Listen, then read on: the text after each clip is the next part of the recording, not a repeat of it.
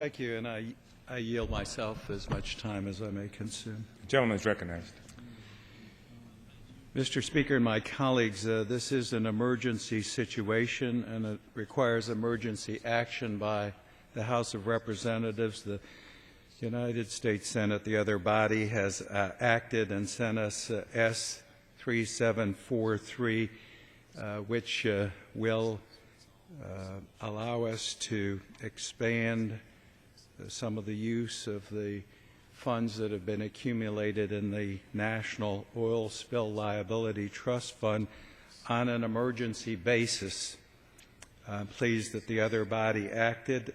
This is a unique and very difficult situation dealing with a very unique and difficult national disaster.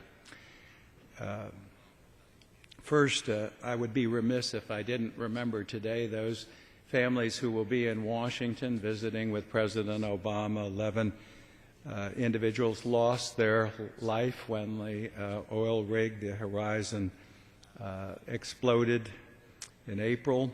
I know the President will be meeting with them, and on behalf of all the members of Congress, we extend our condolences for that loss of life.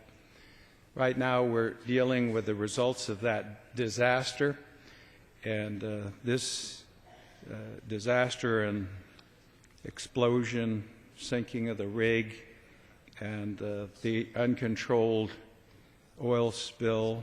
Fortunately, there's been some progress in that regard, but incredible amounts of oil has spilled into the Gulf and now endangers the shores of at least 4 of our states. In 1990, we set up a oil spill liability trust fund, and that was after the Exxon Valdez. That fund has in it $1.6 billion, a substantial amount of money. Now, that fund was not set up to relieve anyone of responsibility if they're negligent, and it was also not a fund to pay for cleanup costs that are clearly assigned, clearly identifiable. A lot of it was intended if there was what they call an orphan spill, or a spill where you don't know where the oil came from, the polluting substance came from. Within that $1.6 billion trust fund for oil spills that we created, we have an emergency fund of $150 million that can be expended immediately. Now, what's taken place is that fund, the $150 million emergency dollars that can be spent. Right now, Thad Allen's doing a great job in leading the effort for the United States, and as you know, he just retired from the Coast Guard and doing a wonderful job, but he has the responsibility of reacting now and immediately. It took some time for the administration to get him in place and also to declare this a spill of national significance, but he's on the job and he needs the resources. Now, the resources are running out. We do have a letter which I'll submit to the record and to the Congress at this time. This is to the Speaker of the House, and it's from the Director of the Office of Management and Budget. And he says, all the costs of this fund also that is being expended at this point must be repaid, but at this current time, in just a matter of days, the emergency fund will run out. So we have documentation of the need from OMB. And just a few minutes ago, we received from the federal on-scene coordinator the statement that their requirements to support the continuing ongoing effort will bring the emergency fund to a critically low level over the next 7 days. So we can't have the cleanup efforts come to a halt. We must act. Now, I saw the need for this yesterday and met with colleagues on my side of the aisle. We had a hearing in the Transportation and Infrastructure Committee. Mr. Oberster and I agree that we must act. The Senate has acted. We have before us S3743 this morning. Myself and other colleagues in Congress introduced H.R. 5499. That's mirror legislation. So both the Republican, Democrat, House, and Senate agree on the provisions of this legislation, which will allow in $100 million increments the expansion of the emergency fund. Now, let me make this very clear. The Oil Spill Emergency Trust Fund is not going to be a piggy bank for BP or other responsible parties. This money must, should, and will be repaid. This is only a temporary measure. It's only a temporary measure, too, because the money that they're repaying goes back into that larger fund, not into the emergency fund. And this legislation will correct, again, the inability of accessing the larger amount of money on a needed basis. So we've introduced mirror legislation today. This is a cooperative and bipartisan effort. However, this is a terrible disaster, and questions need to be raised about what's caused us to get to this situation. Quite frankly, I'm baffled by some of the administration's positions, both on deep water offshore drilling. In the beginning of this year, in February, we received the budget from the President of the United States and the administration. In this budget, they proposed cuts to the Coast Guard, more than 1,000 positions. They also proposed cuts to and decommissioning of some of the ships, the helicopters and planes that we see now involved in this very important mission. Not only did they propose cuts to the Coast Guard, our first responder, in February they also proposed cuts to the Department of Interior, and look this up if you will, the Minerals Management Bureau that's responsible for environmental reviews. Now this is what they proposed in February, and then in March they proposed expansion of drilling in the Gulf. The agency, again, that's responsible as a first responder, I remember Frank Lobiondo, the ranking Republican, and I sent out a press release when we read that about these cuts in the Coast Guard, and we said, this is a recipe for disaster.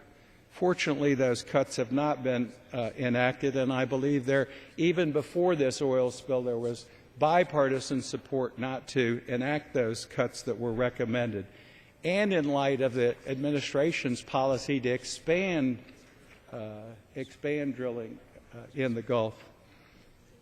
Some people say I've been too tough on the Obama administration. I think the Obama administration does have responsibility in this. They did issue the permit that allowed the drilling, and I have the one-page permit. Here's the one-page approval. April 6th, 2009, approval for deep water drilling at 5,000 feet. I have what I call deficient plan that they approved that was submitted by BP in March. So in less days than it took in some instances to approve now cleanup proposals, they rubber-stamped and gave carte blanche approval. Let me say that I also criticized the Bush administration, but I went back and looked at what the Bush administration did with the agency that was responsible for issuing these permits. This is a memorandum from the Office of Inspector General, and it's dated September 9th, 2008, during the Bush administration. And this is what the Bush administration did in that agency that issued this permit under this new administration. This memo conveys the results of 3 separate Office of Inspector General investigations into allegation against more than a dozen current and former minerals management employees. I went on to read what else the Bush administration did on this agency that was responsible for issuing these permits. Listen to this. Collectively, our recent work in the Minerals Management Agency has taken well over 2 years. They investigated these folks involved in countless, it also involved countless OIG, Office of Inspector General, Human Resources, an expenditure of nearly $5.3 million in OIG funds. 233 witnesses and subjects were interviewed, many of them multiple times, and roughly 470,000 pages of documents were reviewed, and people were prosecuted under the former administration in this agency. Now, the latest reports I have and I discussed yesterday at the hearing were that, in fact, we have reports of inspections by this agency, the Minerals Management Agency, inspection reports that were supposed to be done by these officers that were of that agency, federal agency, were actually penciled in, we believe, and those are the reports we have, by oil workers and then inked over by these folks. Now, it's nice for this administration to have spent time rewarding BP with safety awards in the prior year. It's nice for them to have a good working relationship with those folks that are responsible for issuing the permits. But I think we need to take a closer look at how we got ourselves into this situation. What brings us to this day when we've expended the emergency fund for cleanup and that we have to take an emergency step like this? Now, I support this measure, but I'm telling you, every penny needs to be paid back. This fund, this oil spill liability trust fund that was put in place, shall not and cannot be used, as I said before, as a piggy bank for BP or any responsible parties. I'm finally told that I said, where is the money, where's the billing? In the private sector, if you have a bill due, you pay it. As of yesterday, the staff told me that BP has been billed $69 million, and as of yesterday, the information that we had is they hadn't paid the bill.